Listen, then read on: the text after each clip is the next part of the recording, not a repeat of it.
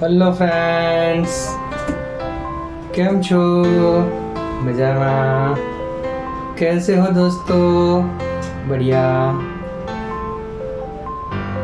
आज मैं अभी जो आने वाली एग्ज़ाम की सीज़न है, जो आने वाले एग्ज़ाम के 15 दिन है, वो कैसे निकाले उसके बारे में बात करूँगा।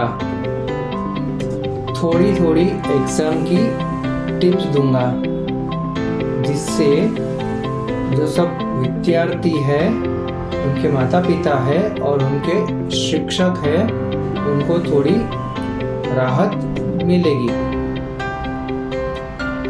तो अभी सारी चीज़ें छोड़ के अभी ये फोकस करते हैं कि अपनी एग्ज़ाम अब कल से शुरू होने वाली है। कल से लेके आने वाले 15 से 20 दिन बहुत अच्छी तरीके से, मस्त तरीके से बिताने हैं। बाकी सारी एडवाइस आपको अपने माता पिता से, संबंधियों से, शिक्षकों से मिल जाएगी।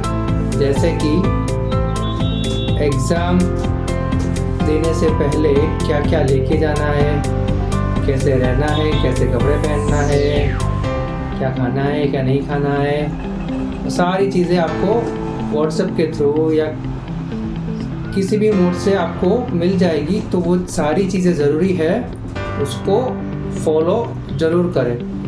मैं वो सब बातें यहाँ नहीं करूँगा, क्योंकि वो आपको पता ही है। नहीं पता होगी तो आपको पता करवा दी जाएगी। मेरा यहाँ पे वीडियो बनाने का एक ही मकसद है कि आने वाले 15 से 20 दिन बहुत अच्छी तरीके से बीत जाए और पता ही ना चले कि कब परीक्षा शुरू हुई और कब ख़त्म हो गई। तो समझ लो, जैसे आज आपका परीक्षा का पहला दिन है। अब सारी चीज़ें, जो ज़रूरी चीज़ें लेके आप एग्ज़ाम हॉल में पहुंच गए हैं, टेबल पे बैठे हैं, आपको पेपर दे दिया गया है। अभी आप पेपर लिखने की शुरुआत कर रहे हैं, ठीक है। सबसे पहले पेपर हाथ में आता है तो चेक कर लो कि यह आपका ही पेपर है, जो आपका सब्जेक्ट का है वही है। सबसे पहले वो चेक कर लो। उसके बाद आपकी आंसर शीट पे जो लिखना होता है, रोल नंबर वगैरह, वो सब लिख लो। उसके बाद सिर्फ 1 मिनट के लिए या आधे मिनट के लिए अपनी आंखें बंद करके, जो भी आप, जिसमें भी आप मानते हो, उनको याद करो, उनका नाम लो और उनको धन्यवाद दो कि उन्होंने आपको यहाँ तक पहुँचाया, एग्ज़ाम देने के लिए बिठाया। तो आप उनका धन्यवाद करो, ठीक है। उसके बाद एग्ज़ाम का पेपर हाथ में लो। 3-4 मिनट के अंदर पूरा पेपर देख लो। उसमें से थोड़ा भाग अलग करो, यानी जो आपको समझ में आता है, जो आपको लगता है कि ये मुझे आता है, ठीक है, उसको थोड़ा अलग करो। जो नहीं आता है उसको अलग करो। फिर एग्ज़ाम की आंसर लिखना शुरू करो। जो चीज़ आपको आती है वो चीज़ सबसे पहले आप अपने आंसर शीट में लिख लो, ठीक है। उसके बाद जो भी आपको आता है वो एक बार चेक कर लो। उसके बाद आपको लगता है कि आपके पास टाइम बचा है, बचा ही होगा, ठीक है। अगर नहीं आता है तो बचा ही होगा। तो जो आंसर आपको नहीं आए हैं, वो क्वेश्चन के आंसर देने की शुरुआत करो। तो जो क्वेश्चन के आंसर नहीं आते हैं, उसको आंसर शीट में सबसे पहले उसके क्वेश्चन लिख लो। क्वेश्चन के नीचे आंसर लिखना चालू करो। अगर आंसर नहीं आता है तो कोई भी स्टोरी, कोई भी चीज़ जो आपको पसंद हो, अच्छी होनी चाहिए। कुछ गलत चीज़ मत लिखो। अच्छी चीज़ जो भी आपको लगती है वो पूरा लिख दो अंदर। एग्ज़ाम के पेपर के मार्क के हिसाब से लिख दो। अगर 5 मार्क का क्वेश्चन है तो थोड़ी लंबी स्टोरी लिखो। 2 मार्क का क्वेश्चन तो छोटी स्टोरी लिखो, लेकिन लिख दो। कहने का मतलब ऐसा है कि जो चीज़ आती है वो तो लिखनी ही है, जो नहीं आती वो भी लिखनी है, यानी छोड़ना नहीं है। ठीक है, कोई भी चीज़ छोड़नी नहीं है। फिर मल्टीपल क्वेश्चन जो आते हैं वो भी सभी को टिक करने हैं। भले जो आते हैं वो सबसे पहले टिक करो, वो परफेक्ट करो, जो नहीं आता है उसको भी टिक करो। ये सब चीज़ें आपको काम में आएगी जहाँ पे लैंग्वेज सब्जेक्ट है, जहाँ पे हिस्ट्री है, थियोरेटिकल पेपर्स है, वहाँ सब ये सब काम में आएगा। जहाँ मैथ्स है, साइंस है, वहाँ पे ये फॉर्मूला काम नहीं करेगा। उसके लिए मेरे पास ये टिप है, अगर आपको मैथ्स के पेपर में जो भी आता है, सम वगैरह आता है, वो पहले कर लो। उसके बाद जो नहीं आता है उसको करना शुरू करो। करना क्या है कि जो मैथ्स के जो सम लिखे हैं, साइंस के जो भी क्वेश्चन है वो पहले क्वेश्चन लिख लो, सम लिख लो, उसके नीचे स्टेप बाय स्टेप उसको सॉल्व करने का ट्राई करो। स्टेप लिखो, फॉर्मूलाज लिखो। ठीक, ज़रूरी नहीं कि वो सच्चाई हो या परफेक्ट हो या सही हो, लेकिन स्टेप बाय स्टेप कुछ ना कुछ लिखो। जैसे सामने आपको लगे भाई ये विद्यार्थी ने मेहनत की है, सॉल्व करने का ट्राई किया है। ठीक है, ऐसा करो। ऐसे करने से क्या होगा कि आपको 0 मार्क तो नहीं मिलेगा, कुछ ना कुछ तो मिलेगा। स्टेप बाय स्टेप लिखो।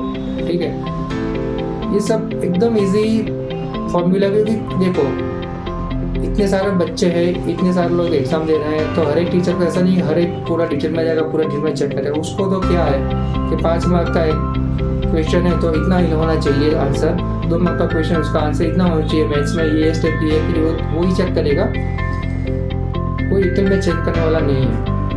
ठीक है, तो ये सब फॉलो करो। उसके बाद एग्ज़ाम ख़त्म होती है, पेपर दे दो। पेपर देने के बाद सीधा घर जाओ। किसी के साथ कोई भी चीज़ डिस्कस करने की ज़रूरत नहीं है कि मेरा क्या सच्चा है क्या झूठा है, मुझे ये आया ये नहीं आया, वो देखने की ज़रूरत नहीं है। उसकी चर्चा मत करो किसी के साथ। दूसरे दिन की एग्ज़ाम की तैयारी में लग जाओ। ठीक है, और मेरी सबसे इम्पोर्टेंट बात यही है कि एग्ज़ाम के टाइम में कम से कम 7 घंटा सोना जरूरी है। तो 7 घंटे की नींद जरूर से लो, और एग्ज़ाम हॉल में या घर में या कहीं पे भी आपको एग्ज़ाम का टेंशन सताए, कुछ ना कुछ गलत होता हुआ ऐसा लगे, तो अपना एटीट्यूड दिखाओ और एग्ज़ाम के जो विचार आते हैं वो विचार को एग्ज़ाम को बोलो, एग्ज़ाम की ऐसी की तैसी, टू हेल विथ एग्ज़ाम। ठीक है, कहीं पे भी निराश होने की ज़रूरत नहीं है। पॉजिटिव एटीट्यूड बनाए रखो।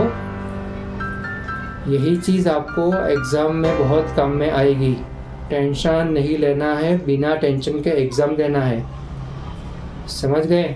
फिर से एक बार बोलो, एग्ज़ाम की ऐसी की तैसी, टू हेल विथ एग्ज़ाम।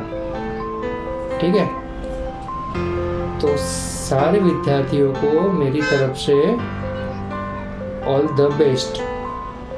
ठीक है, ये एग्ज़ाम को, ये परीक्षाओं को आप एक उत्सव की तरह देखो, फेस्टिवल की तरफ देखो। जिस तरह से आप फेस्टिवल एंजॉय करते हो उसी तरह से एग्ज़ाम को एंजॉय करो। टेंशन नहीं लेना है। ठीक है, चाहे एग्ज़ाम अच्छा जाए या एग्ज़ाम बुरा जाए, एग्ज़ाम सिर्फ एग्ज़ाम है, लाइफ नहीं है।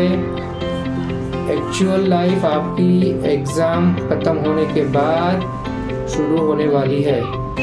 तो टेंशन नहीं लेना है, बिंदास एग्ज़ाम देना है। समझ गए? ठीक है, तो एग्ज़ाम का टेंशन मत लो और उसको बोलो, एग्ज़ाम की ऐसे की तैसी, टू हेल विथ एग्ज़ाम। ठीक है दोस्तों, आप सब अच्छी तरह से अपनी एग्ज़ाम निपटा लो, कोई टेंशन मत लो। उसके बाद जब रिज़ल्ट की सीज़न आएगी तब मैं फिर से आऊँगा आपके साथ नया कंसेप्ट लेके, नई थियरी लेके। रिजल्ट की ऐसी की तैसी, टू हेल विथ रिजल्ट्स। ठीक है, all the best, thank you.